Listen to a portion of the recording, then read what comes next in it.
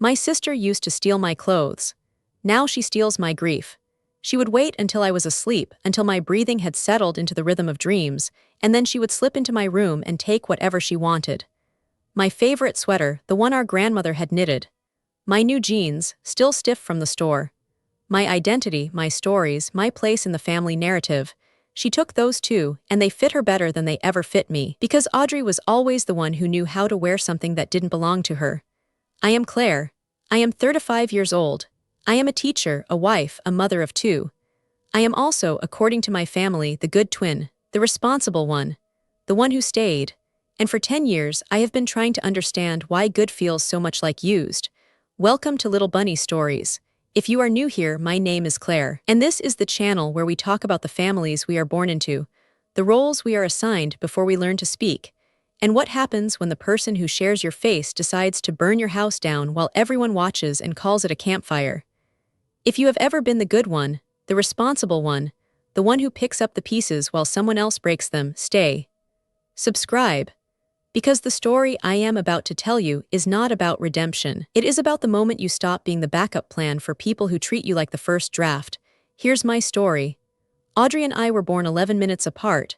She came first, screaming, already demanding the room's attention. I followed, quiet, blinking in the light, waiting to see what was expected of me. That pattern never changed. Audrey demanded, I waited. Audrey broke, I fixed. Audrey left, I stayed. Our mother used to say we were two halves of the same heart. What she meant was that Audrey got the beat, and I got the silence between beats. The part that keeps the rhythm but never makes the sound. We were identical in appearance only. Same green eyes, same dark hair, same small scar above the left eyebrow from a childhood fall off a bicycle that Audrey was riding and I was holding. But inside we were different species. Audrey was fire, bright, consuming, beautiful, and dangerous. I was earth, steady, patient, invisible, and necessary only when something needed to be held together. By the time we were 25, Audrey had burned through 3 colleges, 2 engagements, 1 brief marriage to a man who sold vintage guitars, and our parents' retirement savings.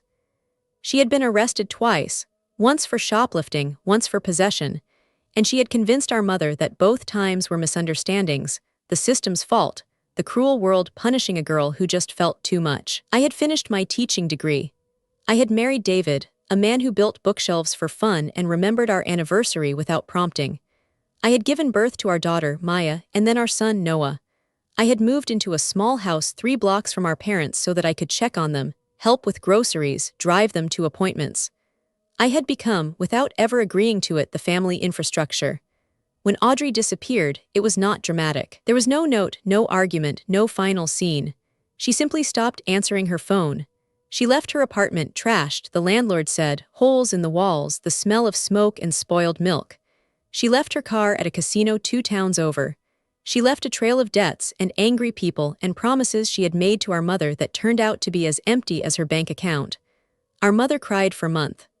Our father, who had been diagnosed with early Parkinson's the year before, sat in his chair and said nothing, his hands trembling, his eyes fixed on the door as if Audrey might walk through it at any moment and explain that it had all been a mistake. I did not cry. I was too busy cleaning up.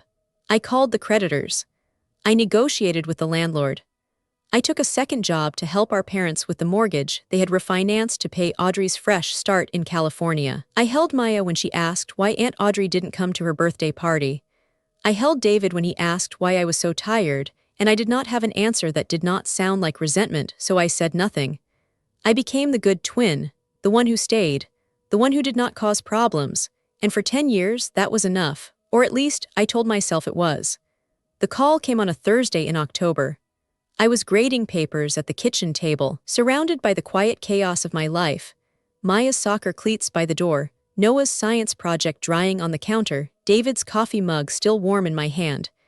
My mother was on the line and her voice was different. Lighter. The way it used to sound when Audrey was in high school and had won another debate tournament, another art show, another round of applause that made everyone forget the chaos she left behind. Claire, my mother said, she's back. I did not ask who. I knew. I had always known this day would come, the way you know a storm will eventually break. Audrey's here, my mother continued. She's in the living room. She looks wonderful, Claire. She looks healthy. She wants to see you. I looked at the clock. It was 7 o'clock p.m. David was reading to Noah upstairs. Maya was at a friend's house. I had 30 papers to grade and a parent-teacher conference in the morning and a life that had finally, after 10 years of steady breathing, found its rhythm. "I'll be there in 10 minutes, I said. I did not want to go. I wanted to stay in my kitchen, in my quiet, in my life that Audrey had never touched. But I was the good twin, the responsible one, the one who stayed, and good twins do not say no when their mother calls. Audrey was sitting on our parents' couch, in the same spot where she had sat at 16, at 20, at 25, the spot that had always been hers even when she was not there. She was thinner than I remembered, her cheekbones sharp, her hair shorter, styled in a way that made her look both younger and harder. She was wearing a sweater I recognized. It was mine, the one our grandmother had knitted, the one I had stopped looking for years ago because I assumed it had been lost in a move. "Claire," she said, and she stood, and she hugged me, and she smelled like lavender and something else, something chemical and sweet. "Look at you. You look exactly the same."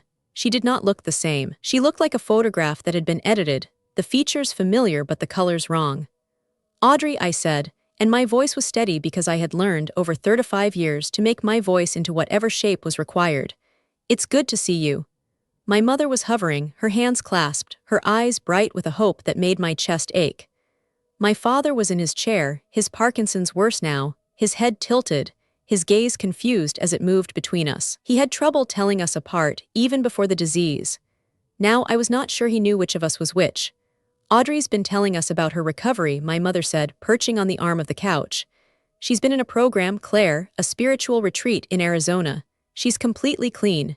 She's met someone, a wonderful man, Marcus." "Marcus," I repeated. "He's a healer," Audrey said, and her smile was the same smile from childhood, the one that meant she was about to ask for something. "He works with indigenous plant medicine. He helped me understand my trauma, the root of my addiction." "That's wonderful," I said, because it was what was expected, because my mother was looking at me with eyes that begged me to be happy, to be welcoming, to be the good twin who did not make this difficult. "He's here," Audrey added, "in town. He's staying at the motel on Elm. He wanted to give us space, you know, family time, but he would love to meet you." "I'm sure he would," I said. My mother clapped her hands together, a gesture of relief. "Isn't this wonderful, our family back together?" I told Audrey she should stay here in her old room. There's no reason for her to be at a motel when she has a home. I looked at my mother. I looked at Audrey, who was watching me with eyes that saw everything and felt nothing. I looked at my father, who had closed his eyes, his breathing shallow, already asleep or pretending to be. "That sounds nice," I said. It did not sound nice. It sounded like the beginning of something I had spent 10 years trying to forget. The arguments started 3 weeks later. They did not begin as arguments. They began as conversations, the way all wars begin with words. Audrey would say something at dinner, a story about our childhood that was not true, and I would correct her gently, and my mother would look at me with disappointment. "Claire, don't be so literal," she would say. "Audrey is just trying to share her memories." "But they're not memories," I said one night after Audrey had told a story about how we had saved a stray dog together when we were 10. We had never saved a dog. Audrey had found a dog, brought it home, and our father had taken it to the shelter because Audrey refused to feed it. I had cried. Audrey had forgotten about it by dinner. "They're inventions. She's making things up." "Memory is subjective," Audrey said, her voice smooth, her hand on my mother's arm. "Claire always did need things to be black and white. It's her teacher brain. Everything has to be correct." "I'm not talking about correct," I said. "I'm talking about true." "And who decides what's true?" Audrey asked, her eyes meeting mine. "You, the good twin, the one who never did anything wrong. That's not fair." "Isn't it?" She turned to my mother. "Mom, do you remember when I left? Do you remember why?" My mother's face clouded. "Audrey, we don't need to. I left because Claire told me I was a burden. She told me that if I stayed, I would ruin your health. She said you had already chosen me over her your whole life, and if I didn't leave, she would stop helping entirely. She gave me money for a bus ticket and told me to disappear." The room went silent. I felt my heart stop, literally stop, and then restart with a jolt that made my hands shake. "That's a lie," I said, but my voice was small because Audrey was looking at me with such certainty, such wounded innocence, that for a moment I almost believed her. For a moment I wondered if I had said those things, if I had wanted those things, if my memory was the one that was wrong.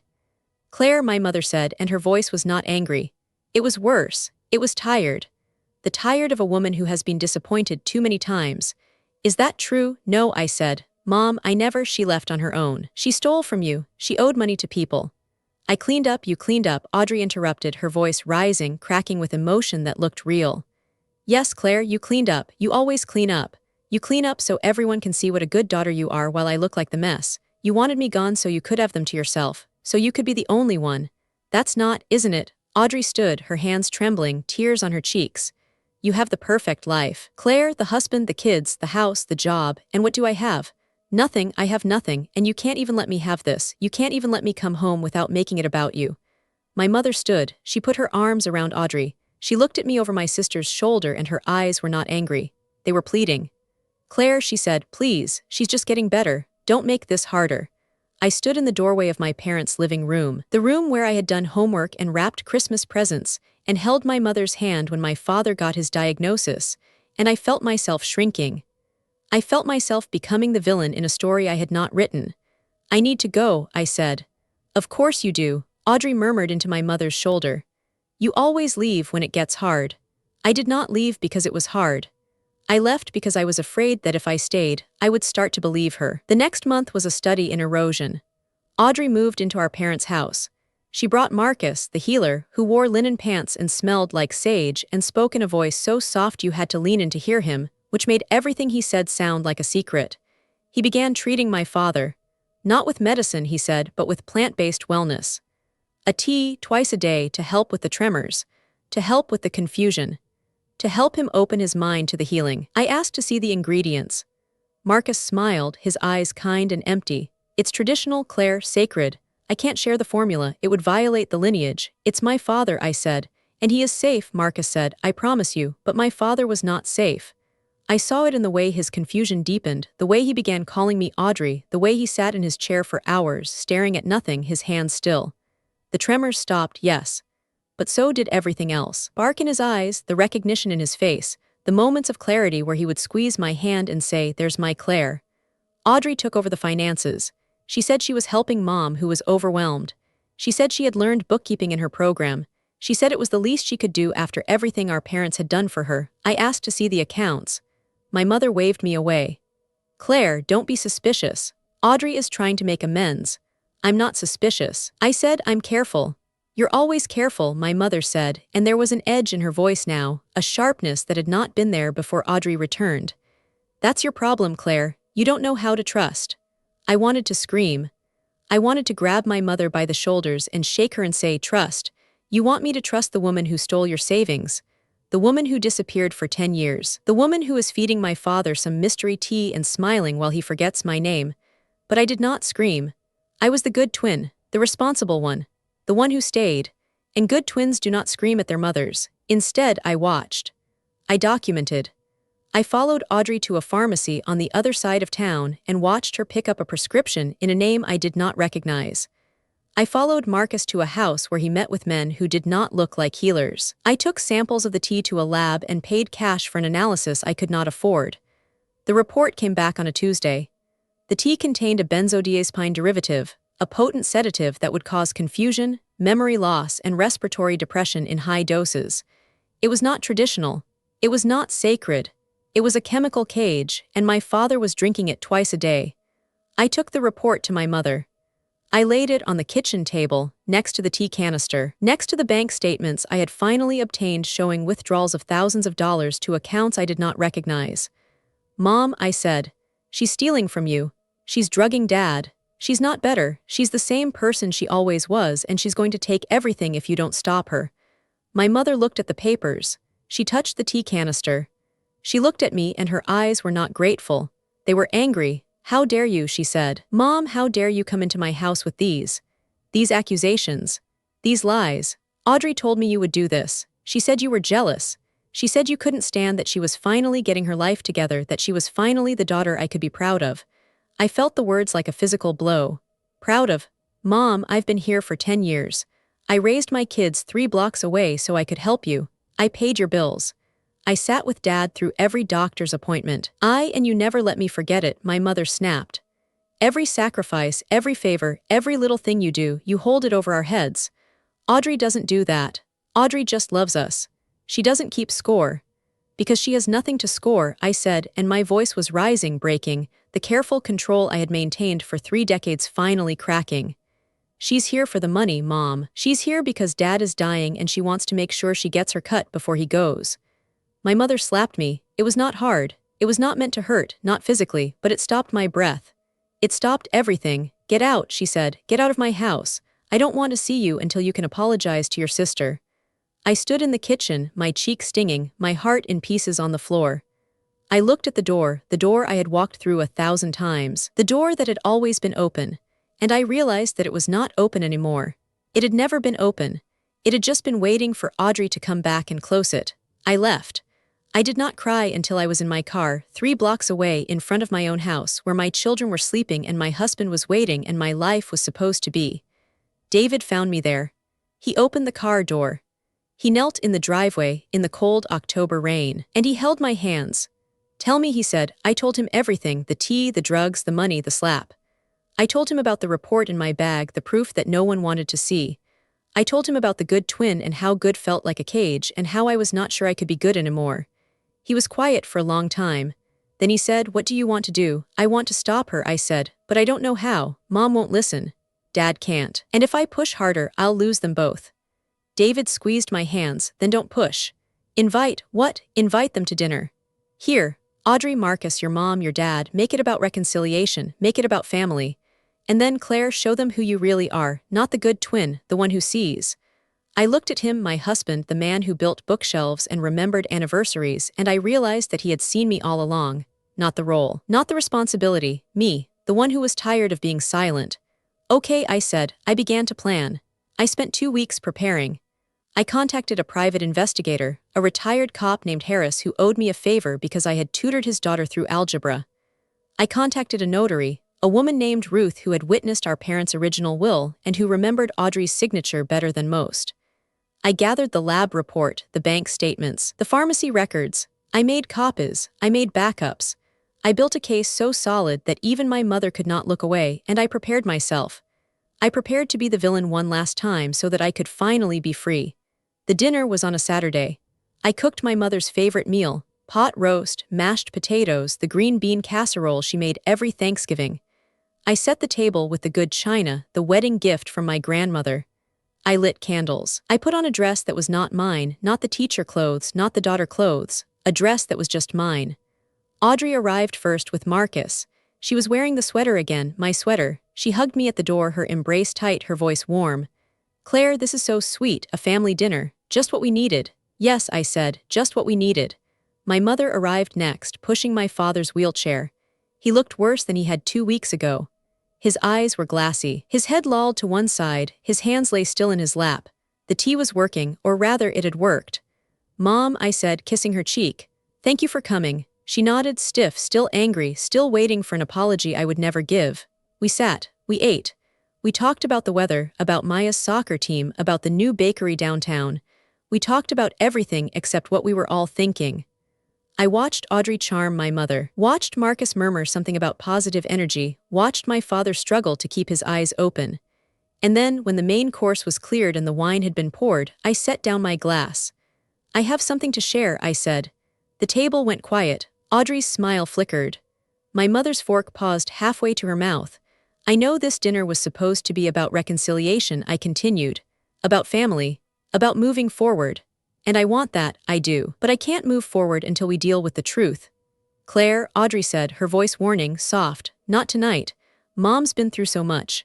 "Yes," I agreed, "she has, and so has Dad, which is why I need to show you this." I reached under the table. I pulled out the folder I had prepared. I placed it on the table and opened it. "This is a lab report," I said, sliding it toward my mother. "It analyzes the tea that Marcus has been giving Dad. It contains a benzodiazepine derivative. A sedative, not a traditional medicine, not a sacred plant, a chemical that causes confusion, memory loss, and respiratory depression. Dad isn't getting better, Mom, he's being drugged." My mother looked at the paper. She looked at Marcus. "Is this true?" "Of course not," Marcus said, his voice still soft, still empty. "Claire is misunderstanding. The tea is complex. Modern labs can't always identify traditional compounds." "Then you won't mind if I share the pharmacy records," I said, pulling out another paper. "This is a prescription filled by Audrey for the same compound, in a fake name. 3 times in the last month." Audrey's face went pale. "That's a lie." It's a receipt, I said, with your signature. Would you like to see it? Claire, stop this, my mother said, but her voice was uncertain now, the first crack in the wall. You're making a scene. I'm making a case, I said, because there's more. I pulled out the bank statements. These show withdrawals of over $40,000 from your joint account, Mom, transferred to accounts controlled by Audrey. She didn't learn bookkeeping in her program. She's been stealing from you since the day she came back. My mother picked up the statements. Her hands shook. Audrey stood, her chair scraping against the floor. This is insane. Claire is jealous. She's always been jealous. She can't stand that I'm finally what? I stood too, and my voice was steady, stronger than I had ever heard it. Finally home, finally clean. Finally the daughter Mom can be proud of. You're not any of those things, Audrey. You're a thief, you're a poisoner, and you're not even original. I reached into my pocket. I pulled out the final paper. This is a copy of our parents' will. The original, witnessed by Ruth, who is here tonight. I gestured to the notary, who had been sitting quietly at the end of the table, her expression professional and unyielding. It leaves the estate equally between us. But Audrey has been trying to change it. She's been pressuring Mom to sign a new version, one that leaves everything to her. Because she knows, Audrey. She knows what I did 10 years ago. I looked at my mother. I looked at the woman who had raised us, who had loved us both in her way, who had been blinded by guilt and hope, and the desperate need to believe that the daughter who left could come back whole. 10 years ago, I said, when Audrey disappeared, I didn't just clean up her mess. I protected you. I created an irrevocable trust. I put the house, the savings, everything into it. Neither Audrey nor I can touch it until we are 50, and if either of us is declared incapacitated or dies before then, the money goes to charity. Not to the other twin, not to anyone in this family. It goes away. The silence that followed was absolute. Even Marcus was still. Audrey didn't come back for redemption, I said. She came back because she found out about the trust. She thought if she got close to Dad, if she convinced Mom to change the will, if she could get power of attorney, she could break it. She could make him sign something. She could make him die and then she could inherit. But she can't. The trust is ironclad. She has spent 3 months drugging our father, stealing from our mother, and lying to everyone for money she can never have. I turned to Audrey, my twin, my other half. The face that looked like mine and the soul that looked like nothing I recognized. You wanted to be the only one, I said. You wanted to erase me, but I erased myself from your story a long time ago, and now you're done. Audrey looked at Marcus. Marcus looked at the door. They moved at the same time, but they did not get far. Harris, the private investigator, stepped out of the kitchen where he had been waiting, his badge visible, his phone already in his hand. Audrey Vance, he said. Marcus Hale, you're both going to need to come with me. My mother stood. She looked at Audrey, at the daughter she had welcomed home, at the ghost she had been mourning for 10 years, and then she looked at me. Claire, she whispered, I didn't know. I know, I said, but you didn't want to know, and that's the part I can't fix. I walked to my father. I knelt beside his wheelchair.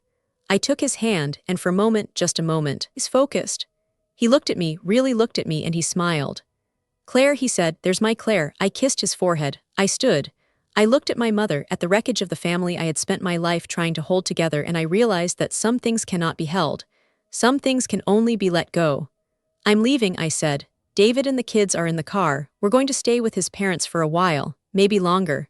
Claire, please, my mother said, tears on her face. We can fix this. We can be a family. We were never a family, I said. We were a stage, and I was the understudy for a lead who never showed up.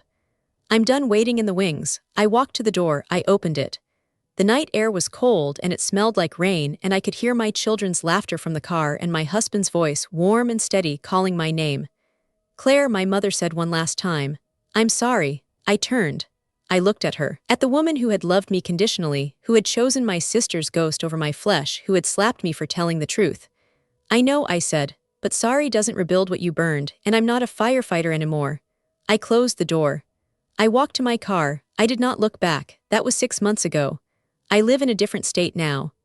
A small town with a good school where I teach 3rd grade, where my students do not know I have a twin, where my neighbors wave and do not ask about my family. David found a job with a construction company that values him. Maya has made friends. Noah has a dog, a scruffy mutt he named Hero, because he says heroes are the ones who stay, and I cried when he told me that, the good kind of crying, the kind that washes instead of wounds. I talk to my father once a week. He is in a facility, a good one, with real doctors and real medicine. His clarity comes and goes, but when it comes, he knows me. He asks about the kids. He tells me he is proud of me. I do not know if he remembers the tea or Audrey or the dinner. I hope he does not. I hope he only remembers the parts that were true. My mother calls sometimes. I do not always answer. When I do, the conversations are short, careful, like walking on ice.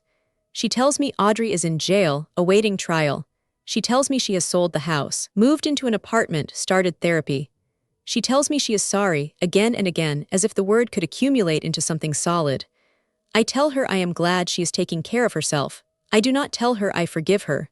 Forgiveness is not a word I use anymore. It is a door I am not sure I want to open. I have not seen Audrey. I will not.